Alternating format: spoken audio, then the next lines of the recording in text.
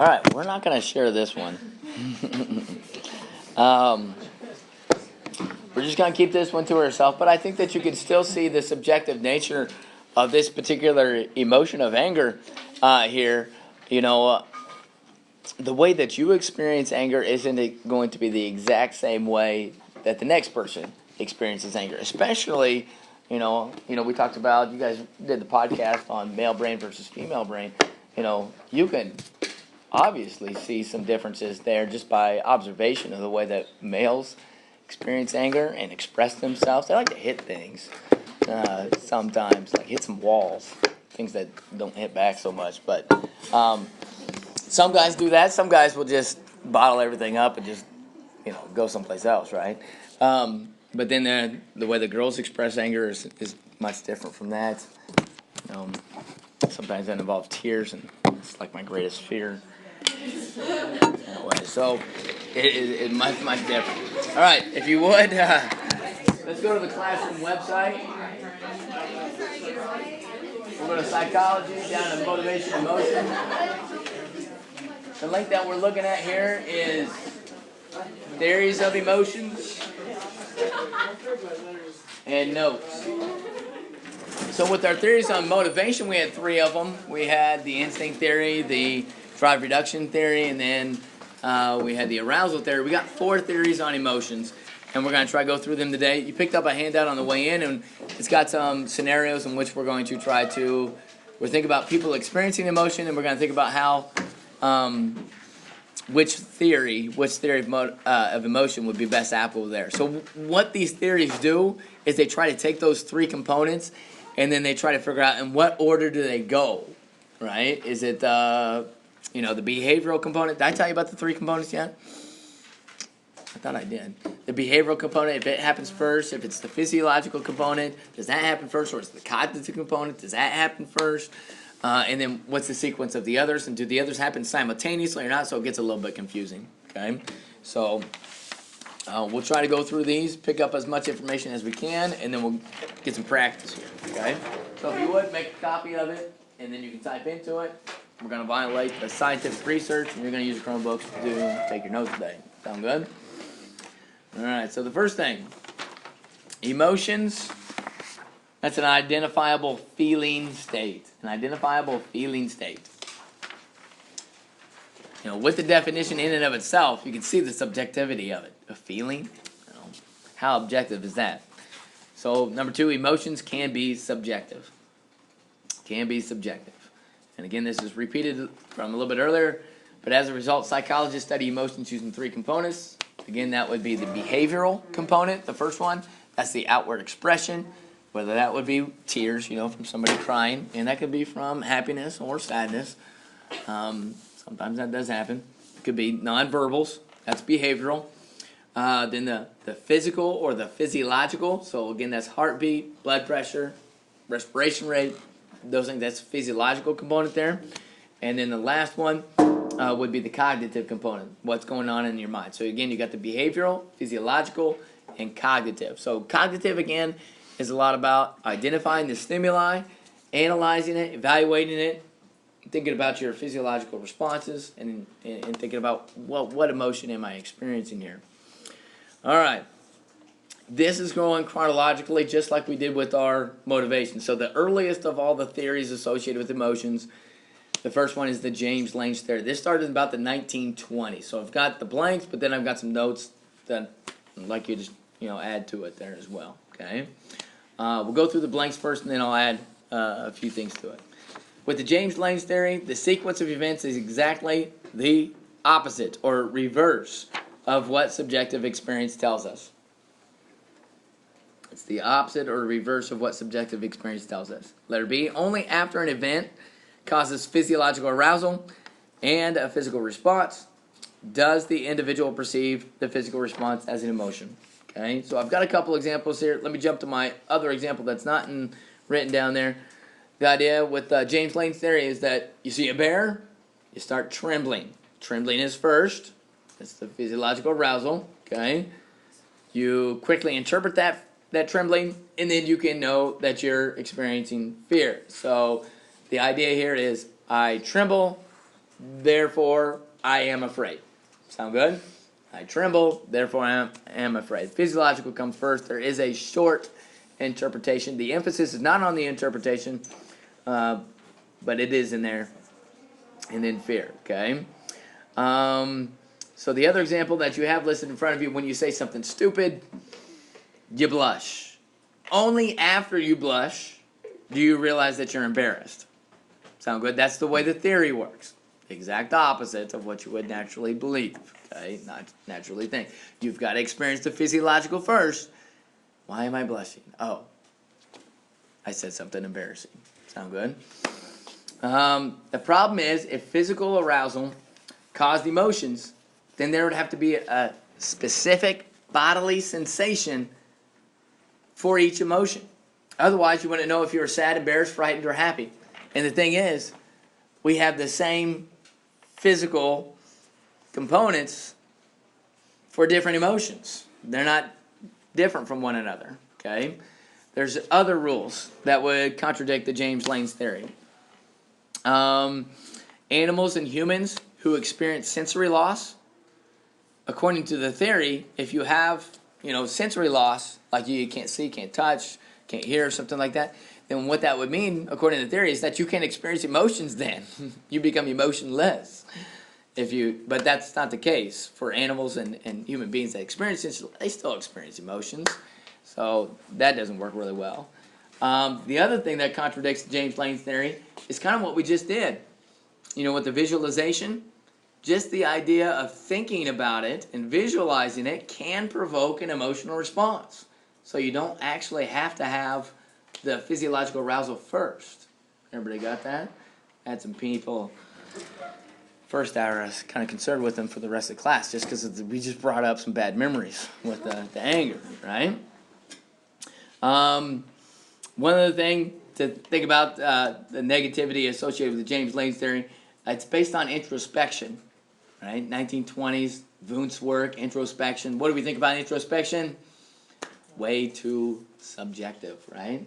So I'll keep that in the back of your mind. All right, moving on to the next one, the Cannon-Bard theory. Walter Cannon focused on the fight or flight response. So we're talking about the sympathetic nervous system here, references that, and the concept of homeostasis. So it kind of reverts back to the drive reduction theory and motivation as well, right? Maintain an equilibrium there. He says this is really a shot at James Lange's theory. Walter Cannon says that bodily changes are not distinct enough to inform us of our emotions. So contradicting again the previous theory. Cannon says that once you come into contact with an emotion-provoking stimuli, feelings of emotions and physiological arousal occur at the same time. They occur simultaneously. So this would be the key component of the Cannon-Bard theory, is where you see something that occurs, these two components simultaneously. That's kind of like a dead giveaway. It's the Cannon-Bard theory that they're referencing here, and say like a test question there, okay? Other thoughts concerning the Cannon-Bard theory. There is some biological scientific research that would suggest that there's some truth to the Cannon-Bard theory, right? For example, if we think about the thalamus and its role, you remember the egg-shaped part of the brain associated with language and stuff, right? It sends messages to the brain in response to stimulus, resulting in physiological response and emotion at the same time. So if you really map the physiological arousal associated with it and the parts of the brain, it does back up the Cannon-Bard theory, the simultaneous reaction. Okay? So the idea here, an example would be, I see a snake, I am afraid, and I begin to tremble simultaneously. I see a snake, I am afraid and tremble simultaneously. So you don't see a cognitive component here. Everybody see that? There's really, according to Cannon-Bard, not enough time for a cognitive component there. It's not like I see a snake. What kind of snake is it? You don't do that and then experience the emotion. All right, let's move on to the next one, the Schachter-Singer theory. Schachter-Singer. Also known as the two-factor theory. The two factors would be that it emphasizes the physical arousal and the cognitive label. Okay, so really what it is, it's a replication of the James Lane's theory with an emphasis on the cognitive component. It says an event causes physiological arousal, so you got the trembling. You must be able to, let me see how I got it written in my notes. You must be able to identify a reason for the arousal in order to label the emotion. Okay. It again emphasizes the interpreting cognitive phase of the James Lane's theory. I see a strange man. He's strange. I begin to tremble. I realize that my response is caused by fear, therefore I am afraid. Right? The guy's strange.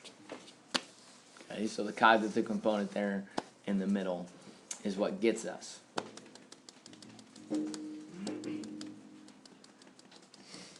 right, last one, the Lazarus theory. With this one, an event occurs, cognitive appraisal is made first. Sound good? This is different from all the others. Cognitive is usually in the middle or at the end.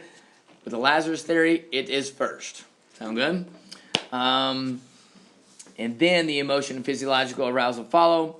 The problem with this one is some emotional reactions occur too quickly in order for us to make a cognitive decision. So it's like seeing a snake, right? You see the snake and then you get that fear in your mind there. Sound good?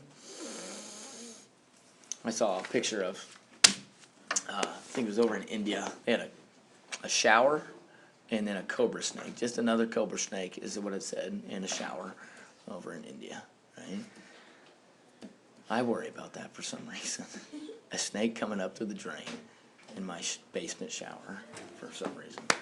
It gets me every time.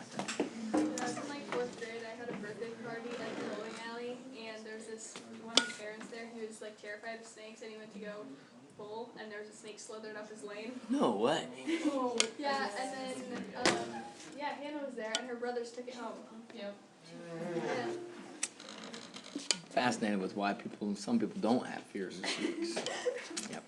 I mean, they're just like worms. Yeah. Giant worms. Yeah, I mean, Yep.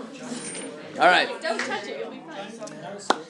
Let's go through the examples that you have here. Let's try a couple and see what we can come up with, okay? Jeffrey's walking up to the front of the class to present his first speech in the college speech class. We're doing underneath, why did they feel that?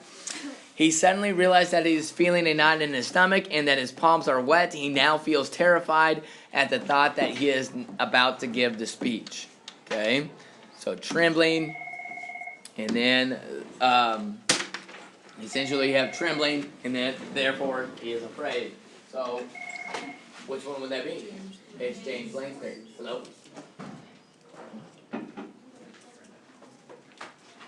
Yes.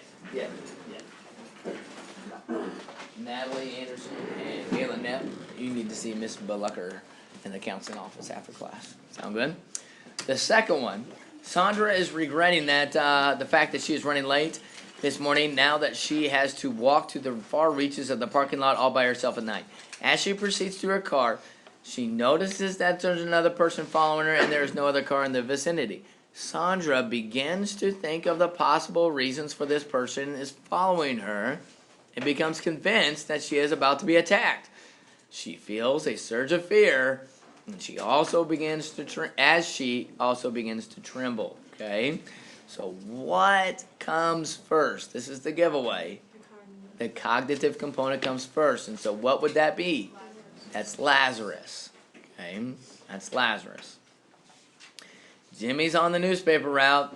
He becomes aware that a very angry sounding dog, I'd really like to erase that particular point of his awareness. Let's not say that that's cognitive, okay?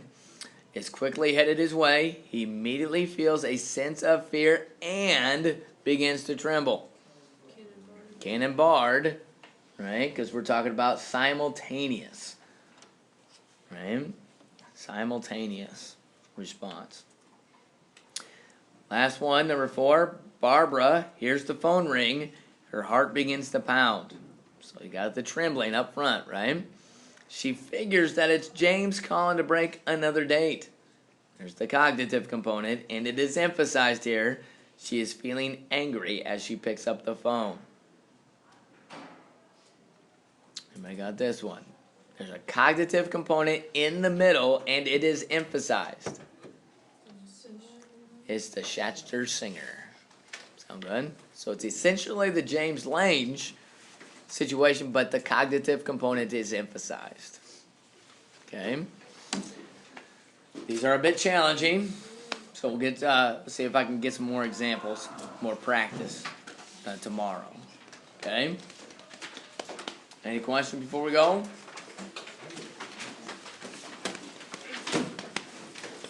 All right. Appreciate you sticking with me.